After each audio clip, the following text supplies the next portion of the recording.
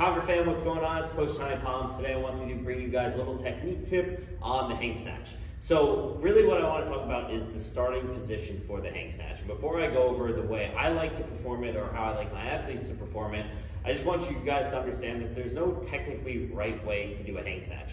You'll see the best athletes in the world do different styles between the Bulgarians, the Chinese, the Americans. We all have different ways of performing these movements, but I want to give you guys the technique that I've seen success in, or the most success in my athletes, okay? So what I like to see, I'm going to turn a little bit for you guys so that you can see me from like a front side profile, is the bar to be slightly in front of the knees, okay, or above the knees, I should say. Shoulders on top of the bar with your hips and butt back, okay? Now, what I don't like to see is where my athletes' legs are too straight and they're way over the bar like so, which you will see a lot of like Russians do, okay? And then another common mistake would be with the shoulders too far behind the bar and they're too squatty.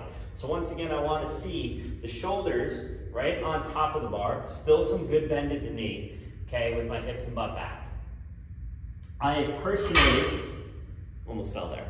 I personally seen most success in that. The reason I don't like when the legs are super straight, okay, and you're really hinged over is because you don't have a lot of leg drive in this position. You're gonna primarily be just leveraging the hamstrings, glutes, and back, which is good, okay, but the problem is it's really hard to get the bar to drive up when you don't get to use your quads.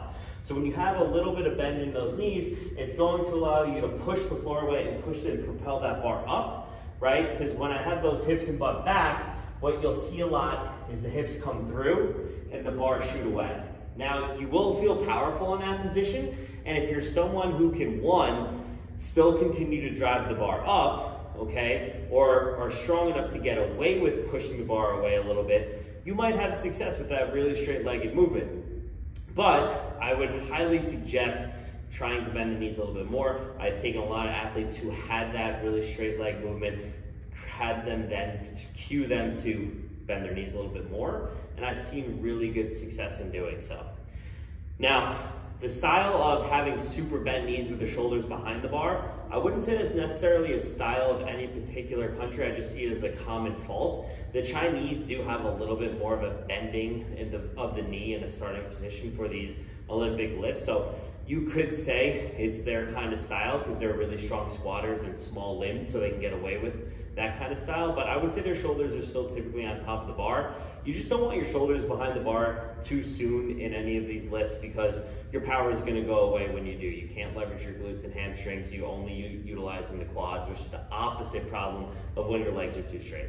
So what I would say, once again, when you're in that hang snatch, what you're looking for, shoulders right on top of the bar, okay? Maybe slightly in front, but we don't want them hanging over too far. We don't want them behind.